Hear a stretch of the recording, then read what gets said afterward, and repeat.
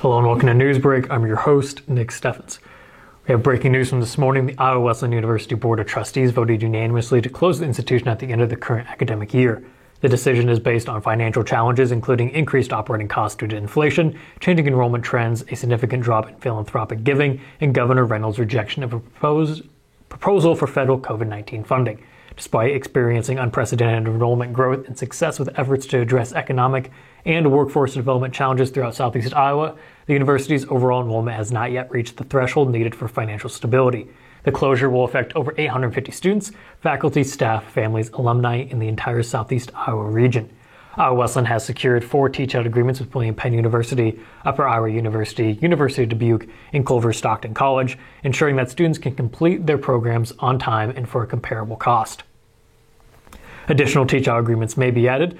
When the university closes on May 31st, the physical campus will become the responsibility of the United States Department of Agriculture. A media briefing will be held on March 28th, attended by Iowa Wesleyan Board Chairman Bob Miller and President Chris Plunkett. Students at Washington High School staged a walkout protest on Monday against a state law requiring students to use bathrooms corresponding to their biological sex rather than their gender identity. The students, who said the legislation was harmful to transgender students, gathered in Washington Square during school hours. Organizers argued that the law was unnecessary and harmful, and that students were unlikely to change their gender identity with criminal intent. Some students of the bill would make things far worse for transgender people, as a transgender person would have to use the bathroom opposite of their identity. A new policy for bathroom use allowing students to request alternative arrangements was criticized as insufficient.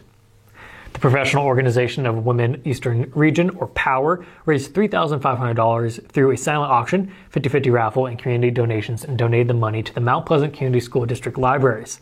The donations will be used to purchase books and educational materials for the libraries. POWER President Casey Conrad expressed gratitude to local businesses for their generous donations and recognized their support for the public school libraries. The organization's efforts have provided necessary resources for the school district to replenish its libraries. Mount Pleasant High School sophomore Alexis Wagner has been selected by Access Energy Cooperative to join around 40 other Iowa students and nearly 1,000 students from across the United States for the 2023 Youth Tour. The tour from June 18th to 23rd will take place in Washington, D.C., where Wagner will learn about American history and government, visit historical sites including monuments, museums, and the U.S. Capitol, federal agencies, and other points of interest, as well as have the opportunity to meet with legislators in the House and Senate. The Access Energy Cooperative Director of Member Services and Public Relations, Kimberly Davis, said they have been selecting students for the Youth Tour program since 1958, and that the cooperative currently selects up to 2 students each year to participate in the 7-day trip. The cooperative is committed to educating youth on safety, energy conservation, cooperative forms of business, as well as other things pertinent to the electrical utility industry, and the Youth Tour allows students to have conversations with their legislators and learn about things that directly impact their lives. The Iowa Department of Transportation announced road work on Highway 1 and 78 in Washington County beginning on April 3rd that is likely to complicate residents' commutes. The work is scheduled to last until late October and will include replacement of culverts and reconstruction of the roadway in 2 stages. During the first stages, the roadway from the Keokuk County line to the entrance of Lake Darling will be closed from April 3rd until early July. The second phase will close the road from Lake Darling to Brighton's western city limits from the remainder of the construction time. Those traveling between Richland and Brighton will have to take a detour route north through Washington and Westchester along Highway 1, Highway 92, Washington County Roads G38 and W38, and Keokuk County Road W15. Access to Lake Darling State Park and private properties in the work zone will be maintained during the project, but drivers are advised to obey posted speed limits and use caution around construction sites. We're going to take a quick break, and when we come back, we'll take a look at the weather and sports. Since 1905, Kelowna Cooperative Technology Company has helped our community stay connected with the latest advancements in clear, dependable telecommunications services. KCTC provides rural Iowans with access to high-speed fiber internet, as well as phone, television, computer repair, and cybersecurity solutions. We're also proud supporters of local organizations and area schools within the community. KCTC, keeping Kelowna connected. At the Capper Auto Group, we put our customers' needs first and understand that everyone is as different as the vehicle they select. We offer new Ford, Chevrolet, Buick, GMC, Jeep, Chrysler, Dodge, and Ram vehicles in a friendly environment that puts you in the driver's seat. When it comes to service, we maintain factory-trained technicians and competitive pricing. The Capper Auto Group still believes that service after the sale provides the best customer experience. Come see the Capper experience for yourself. Tammy takes the time and has the personal interest in each one of us. I don't worry about what's going to happen because I know my policy is taken care of. She pulls what I need and puts it together, which is the program I get from her. Every year she calls around September or so and says, there's changes again, and I'm going to do the best thing for you. It's been perfect. She does a great job.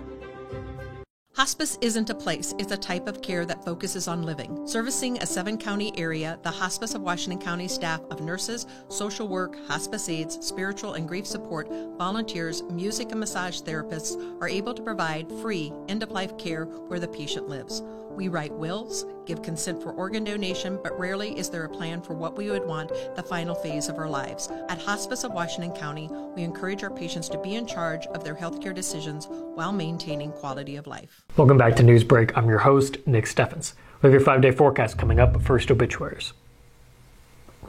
Susan R. Breazeal, formerly of Mount Pleasant, passed away on February 3rd at the age of 69.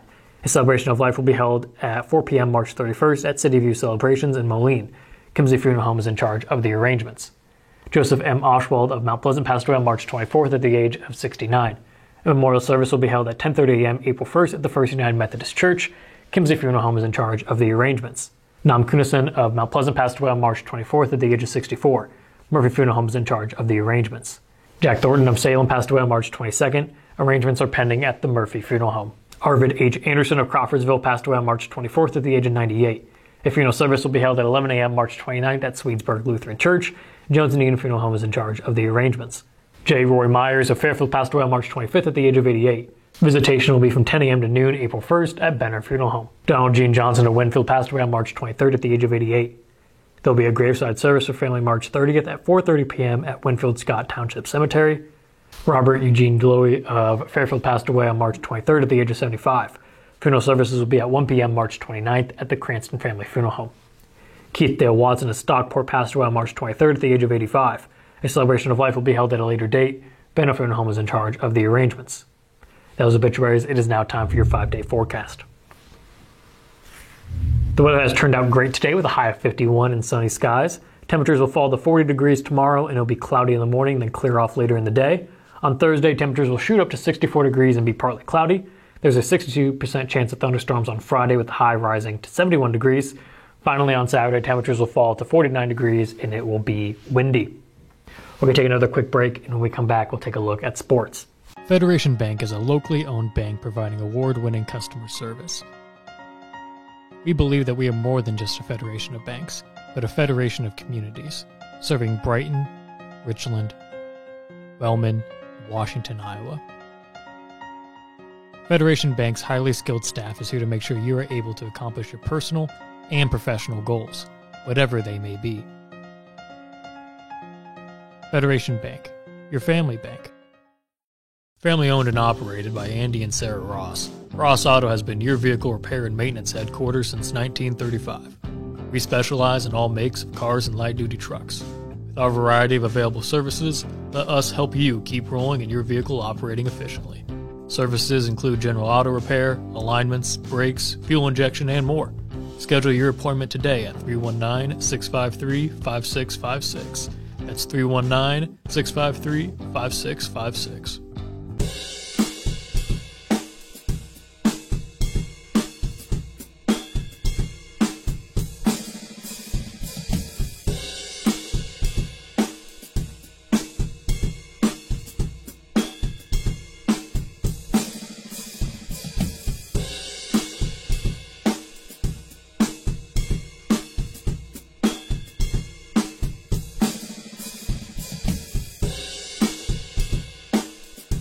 Welcome back to Newsbreak. I'm your host, Nick Steffens. It is now time for sports.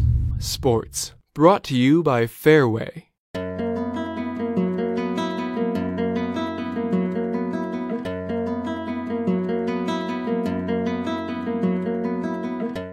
Southeast Conference boys basketball gave fans everything they could have asked for in 2022-23. After the dust cleared on the SEC season, just one team sat at the top, that team being the Panthers of Mount Pleasant. The Panthers finished with an 8-2 record for the top spot in the conference. Washington followed close behind with a 7-3 SEC record. On this year's All-Union Big School boys basketball list, Mount Pleasant leads the way with 3 distinctions. The Panthers come away with the captain, coach, and 1 player. Washington and Fairfield both earn 2 player selections. Mount Pleasant head coach Eric Rawson helped the Panthers to one of their best seasons in the past 4 years. The Panthers finished with an overall record of 18-6 and won the SEC crown at 8-2. At one point through the season, the Panthers reached as high as number 8 in the Class 3A rankings. The captain of the team is Peyton Higgins, a junior from Mount Pleasant. Mount Pleasant guard is the sole player on this year's list that is not a senior. Higgins proved in his junior campaign to be one of the top players in the area. His standout season was cut short right before the postseason play by an injury. Prior to the injury, Higgins was a scoring machine with the ball in his hands. He wasn't too bad on the defense end as well. Higgins averaged 20.7 points per game, the second most in the SEC. He was third in the league with 8.2 rebounds per game and 3.5 assists per game. He also was second in steals at 2.4 a contest. Ethan Patterson from Washington also makes the list. Again, why he was one of the top players. Patterson averaged 19.5 points per game, which tied for third in the conference. He led the league with 4 assists per game. He also led the SEC in 3. Ashton from Mount Pleasant also makes the team as one of the best. Fantastic at finishing around the rim as AJ Six rounds out the team. He was an integral part of Washington's success this season. The forward did a little bit of. Six finished his senior season averaging 10.4 points per game along with 5.8 rebounds. The points per game ranks second on the Demons.